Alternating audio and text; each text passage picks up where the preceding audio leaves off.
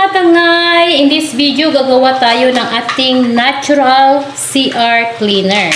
So, mayroon tayo ditong ating mga sangkap, baking soda, then suka or white vinegar, at syempre, yung ating dishwashing liquid.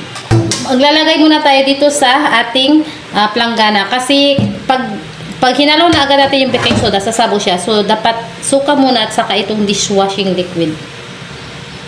Okay, lagay natin yung dishwashing liquid. Then, suka. Suka. Vinegar! Vinegar or suka. Yan na din yung vinegar or suka. So, ayan na nga mga tangay. Ito, nahalo na natin yung suka at saka yung dishwashing liquid. So, ilalagay na natin yung itong ating baking soda. Yan na, baking soda.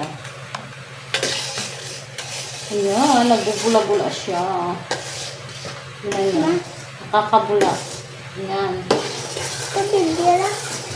Kailangan natin ihalo muna yung mixture kasi nga, hindi siya pwede ilagay sa lalagyan ng ano kasi nga bumubula.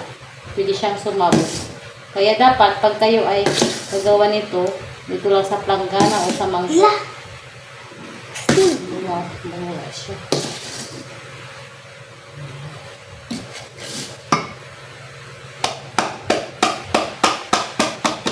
Tapi jarang bawa. Baking soda. Hindi natin lagyan itong puting tubig.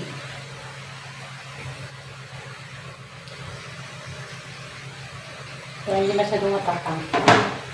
Ayan. Bumula na siya. Baking. Ito na yung gagamitin natin panlinis sa CR. Kasi yung suka is nakakatanggal ng bacteria. Ito yung ano naman, baking soda is ng dumi. Pero kailangan kuskusin siyempre yung ating ito. At yung dishwashing liquid, siya yung kanyang pampabula. So, kailangan natin siyang tunawin ng maayos. Then, i-update ko kayo kung totoo, kung legit nga na nakakatanggal siya ng dumi ng ating toilet bowl. Okay? Okay, salamat. Bye!